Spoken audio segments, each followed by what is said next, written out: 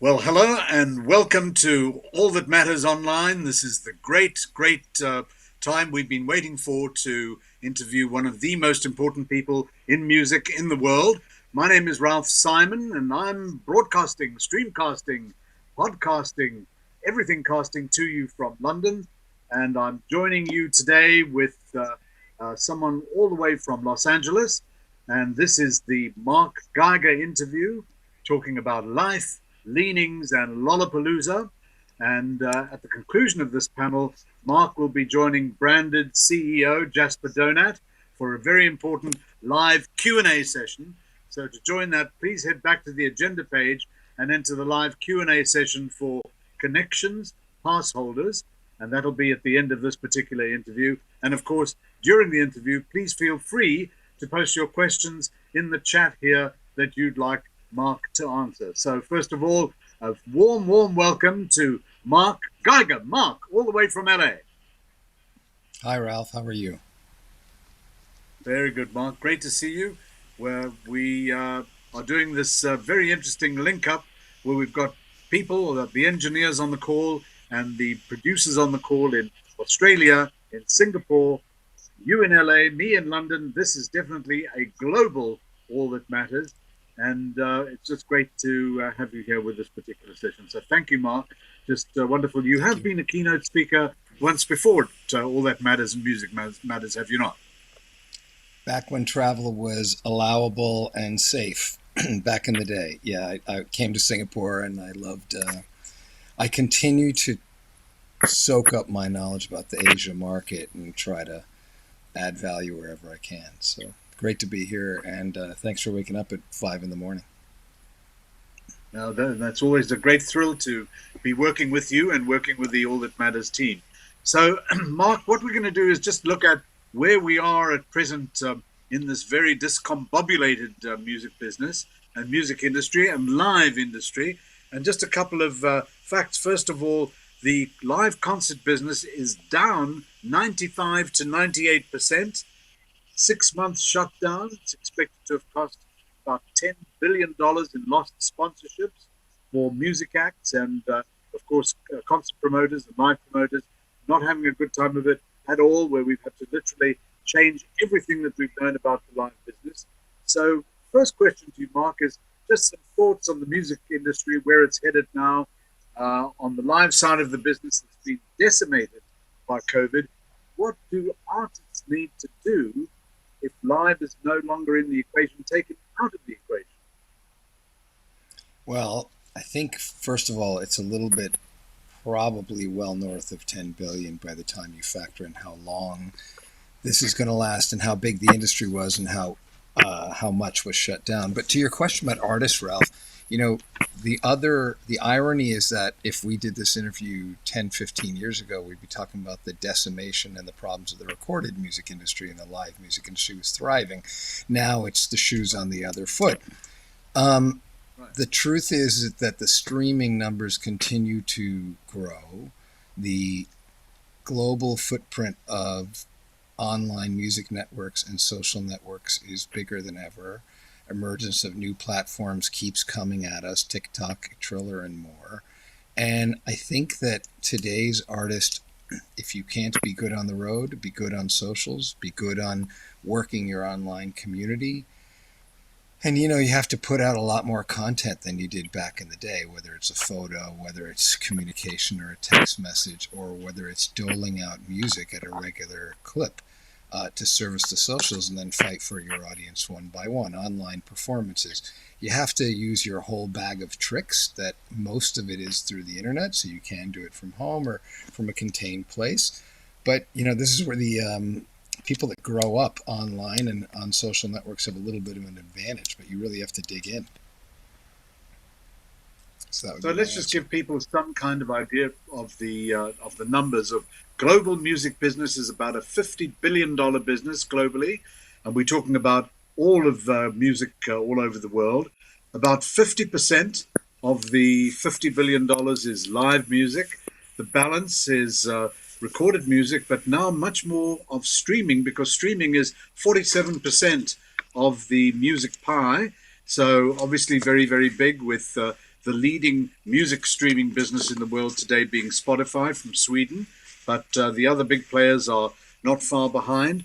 And recorded music is now down, where physical used to be about 25%. It's now only 16% because one of the other things about COVID is that a lot of record stores, traditional record stores, have closed down. But obviously, COVID has changed the way that people listen to music. More consumers are using home applications, TVs, smart devices, and daily habits are also changing. For example, there's today's music habits reflect weekend consumption and funnily enough, relaxing genres like genres that you'd use for working out and for yoga and so forth. But also that a lot of brands have actually suspended advertising. 46% have reduced ad spends. So, Mark, what do you feel is the role of the artist in the current climate? You mentioned about artists who are good at social. Any artists that you've worked with in particular that you feel have really grasped the whole issue of social? I know, for example, someone like Billie Eilish had to cancel a major tour, and a number of other artists, even BTS, the first ever Korean act to have a number one record in the Billboard chart. So give us some of your thoughts about the best that you've seen that know how to work social. Well, ironically, BTS did a live broadcast where I don't want to misquote this. They had several million paying customers. I think it was about 2.4 to 2.8 million paying tickets from what I read. Now that's an off the charts. Not every artist is going to be able to do that. But in terms of artists who are really, obviously, look, a Badshah from India, DJ Khaled, most of the hip hop artists, many of the hip hop artists in today's world live on socials and come up on socials, come up on Instagram, come up on Snapchat. They use their Twitters. I don't have any examples that I can pull out of a hat, but what I would say to you is that I think we're in the middle of a boom market where you're going to see out of the 50 billion during COVID, I think the recorded music business and the streaming part of the business is hockey sticking up to about 80 billion. You have the emergence, obviously, of the Tencent music company, Ghana and Savan in India, and the connectedness of music services around the world. So I think you're going to see a lot of growth there. And I think the exponential growth of the audience and the availability of the music really tells artists they have to dig into these. Fans can be anywhere and everywhere throughout the world. And so today it's really fan mining.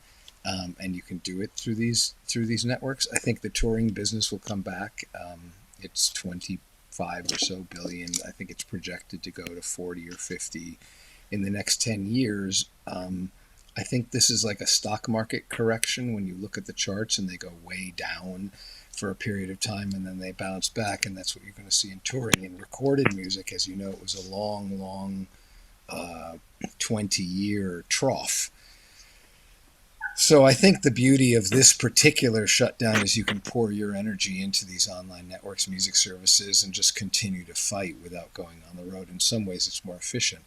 And if you can bank up and make more music during this downtime and store it, so when the touring does come back and you are going to generate your cash from performances, then you can release music along the way and not have to have the typical cycle of coming off the road for an extended period of time to write and record. So I think there's some advantages during COVID that artists can deploy. Best way I can answer it. So, Mark, here's a quote that I believe you made just very recently, where you said that we're now living in a claustrophobia economy, which is going to give way to a second roaring 20s, like there was 100 years ago, the roaring 20s in the 1920s, when after the First World War, all of a sudden, entertainment went nuts when the Charleston dance was created. But you say that we're going to move into a second roaring 20s marked by high consumer confidence and economic growth. You're renowned for spotting music business trends. And give us your sense of why you said that you feel that we could be on this incredible upward curve once the coronavirus is out. What is going to cause that, do you think? Um, the actual term they got wrong. It's actually I called we're in the middle of a germophobia economy, which means everybody's staying home, and that Yeah. what will happen is it will give way to what I call a claustrophobia economy, which means no one will want to stay home. They'll want to go out. Listen, I think it's human Oh, yeah. nature. If you look even at 2021 ticket sales and on to 2022 for festivals as a marker, they're the biggest in history. And I think that everybody that you talk to, as much as there's a lot of good coming from sitting at home and or whatever you're hopefully you're having a some good experiences along with the potential bad of the pandemic, but I think that everybody feels common that they're going to want to go back out and enjoy society, whether it's travel, go to shows, go to festivals, go to their favorite restaurant, get the kids out of the house. I think there's a pent up appreciation for those things, for the way life used to be. And my feeling is that the very first dollars spent and the rush will be in the entertainment economy. And so you'll see 5, 10 years of an appreciation for the entertainment, live entertainment economy. I'm sure it'll go to movie theaters and other things that people really treasure that they can't do today. So I look at it like a bumper crop. As I said, if you take a couple seasons off from mining, from tilling a field or stripping a field with vegetables or fruit, and you let the nutrients grow, you get a bumper crop. And I think that's what's going to happen here. What I was really talking about is that this is going to last another however long to get a vaccine out into society. But I assume there will be another year and a half of no live entertainment. And when it comes back, it'll come back very, very big. And I think it'll come back even more globally than before. So, anyway, reason to be bullish. So, Mark, you were one of the founders of Lollapalooza. You helped create it. You helped develop it. It now operates Lollapalooza. Certainly, your European Lollapalooza, staged in Berlin, is a huge success. Your annual Lollapalooza in Chicago is massive. How many people do you get for Lollapalooza now in Chicago? 125,000 or so. And South America was a huge success for us. And there were plans pre COVID to take it into Asia and to really start to continue to grow it. So, very exciting potential plans.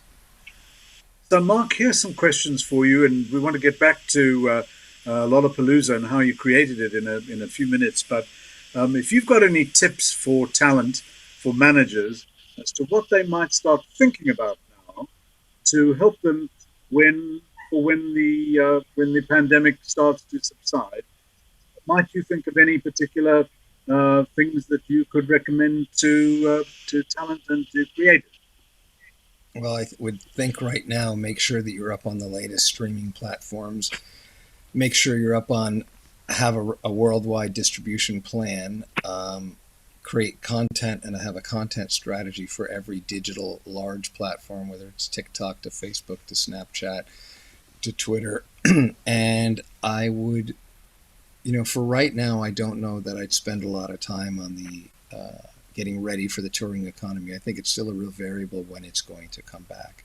I think that the whole world would like to reschedule things now, and they're not sure exactly where to put them and when this pandemic, when travel and touring and public gatherings are going to be safe.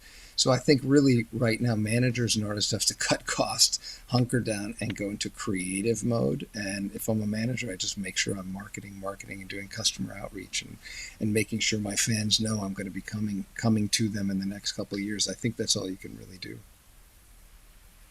So, Mark, with any particular acts that you worked with or work with, who you found have been really strong about at-home entertainment? In other words, which talent that you've worked with have you found have really got a good understanding of what needs to be done to be kept connected to their global audience, and particularly their I Asian mean, audience? there are many of them. You mentioned Billie Eilish. I think let me think for a minute. I'm not really prepared, but Zoo is very good. I have a new artist named Jensen McCrae who is quite excellent at it. I think the answer to that is there are hundreds and thousands, but in terms of obviously all the young pop stars, the Selena Gomez's are absolutely massive at it. Justin Bieber and people like that Taylor Swift is excellent in the medium because they keep creating content and they know how to talk to their audience. I don't think it's a new art form anymore. I just think you have to do it and you have to lean in.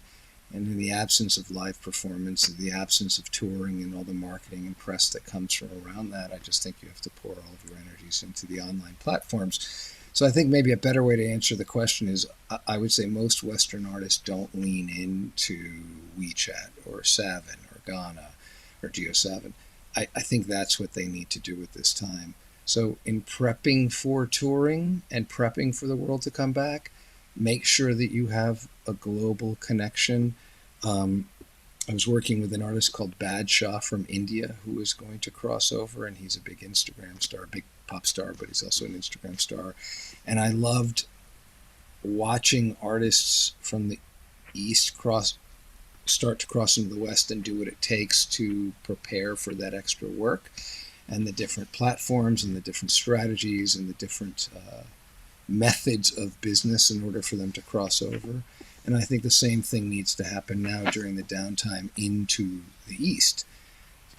So that would be sort of the best way I could answer that question. I don't think there's a lot to do for touring or live performance right now, except don't spend any money and wait.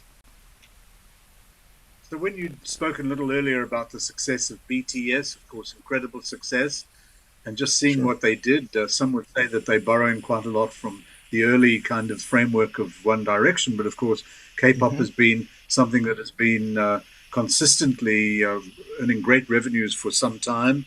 I know, for example, the K-pop superstar Taeyeon, very, very big. The girl group G-Friend, also big. Obviously, for Asia, very, very important. Which other markets have you found in Asia have been good for the talent that you've been representing over the last couple of years? Well, Philippines, for example. Japan was historically very strong, and in the 70s, 80s, and even into the 90s, and then the marketplace changed, and the music that the consumers were enjoying was more domestic than international. Korea was a leader in not just the K-pop world, but also as a music center. Seoul was very strong. There was a lot of interest in the business. Um, China is rapidly changing. Obviously, it's an enormous market, but it's rapidly changing. And as people have access to a music library, we're starting to see what works there, doesn't work there, how it works there. There's no lead market, I would say. The market's so big. The two giants of China and India are coming on quite quickly onto music streaming services and networks, and I think that's really going to change the game. But there's no real lead market. I'd say Korea was really the most advanced. But, you know, it's going to be when the whole market comes through that the game gets really exciting. So, Mark, there seems to be a bit of an emerging trend in that video games, obviously, video games so huge all across Asia and across the world, Mm-hmm. having much more of a music component. Twitch, as an example, the great platform for gamers, now has Mm-hmm. music in it. Instagram TV, music in it. Do you see this growing trend where gamers and game platforms are going to embody more music and artists? Absolutely. Absolutely. Listen, gaming and music have always been a natural fit since the very beginning. And then through the console era, music was broken through big budget games for years.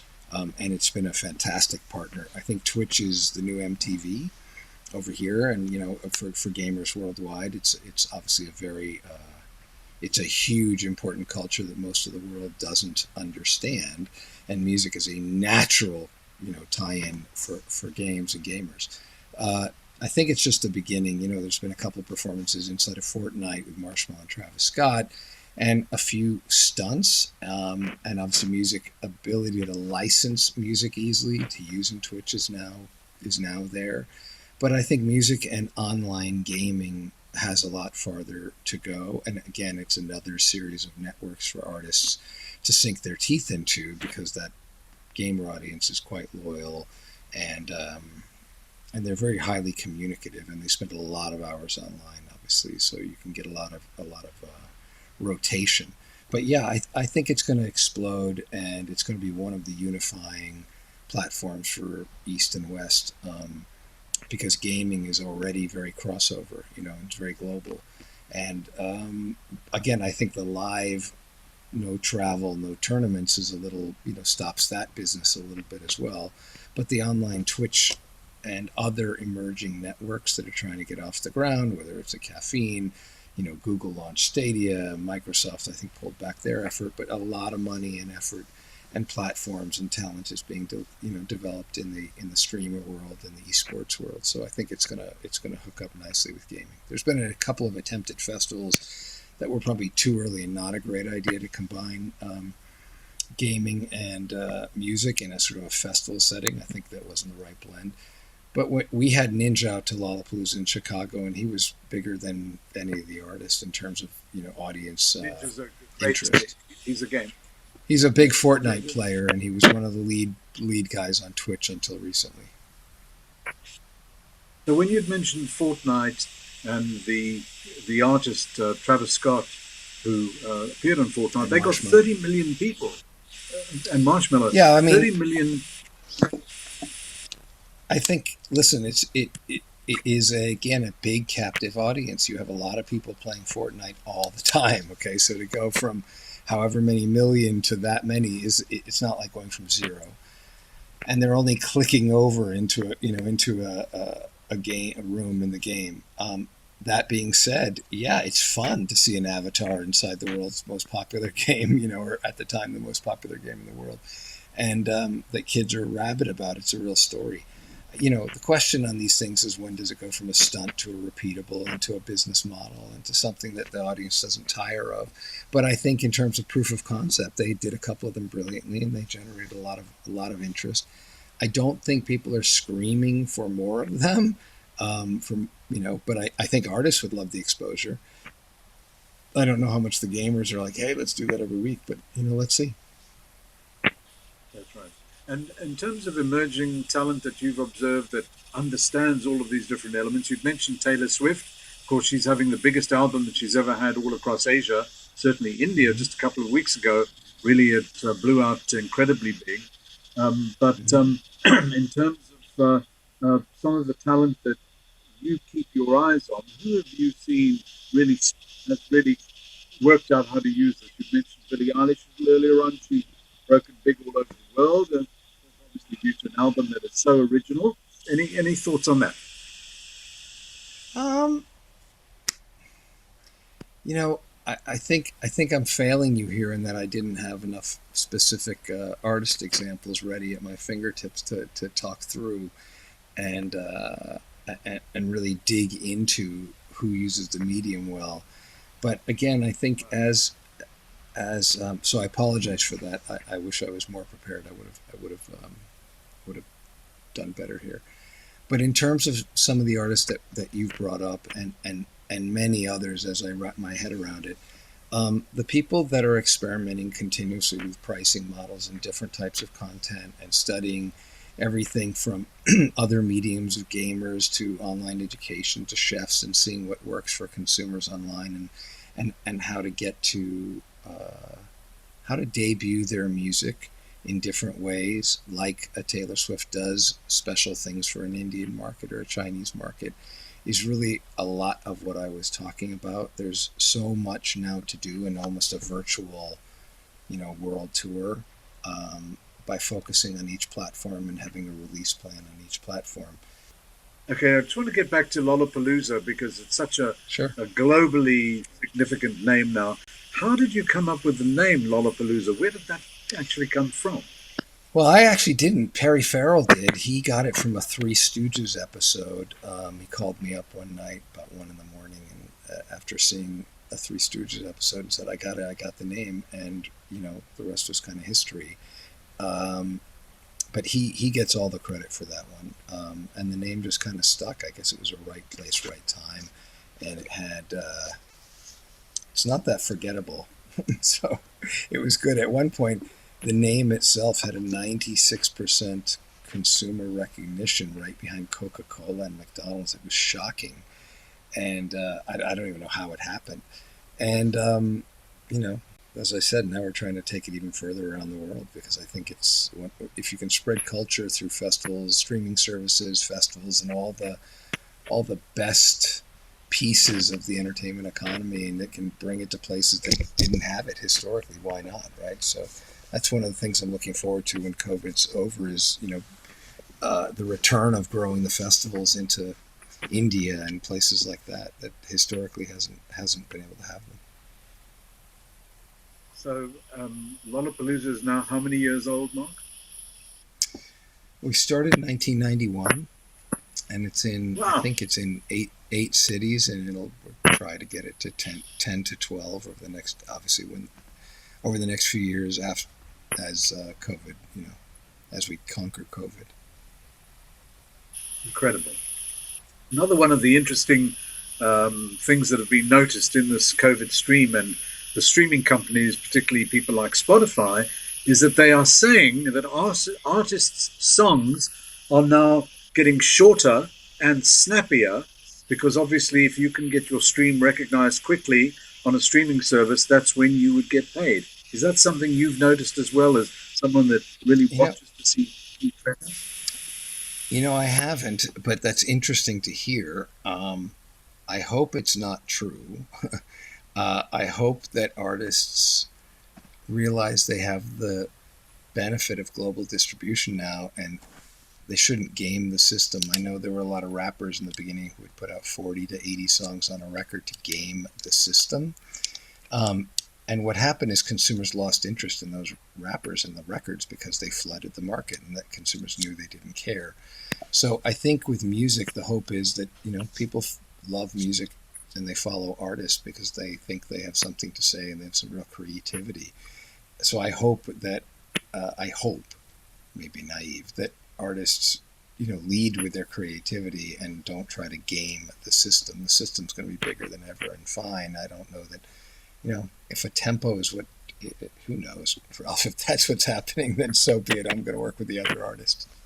So, Mark, just before we close, just final thoughts from yourself. You feel optimistic about the future. Obviously, we have to wait to see where the vaccine progress is going to come in for venues and opportunities to open up again. But if there is a takeaway that you can give to all of the Asian talent and management and people in the business in Asia, what would be a couple of things that you might suggest that we should just keep our eye on for the future of the business in live entertainment? Yeah, I think it's lean into the Western online networks and streaming services and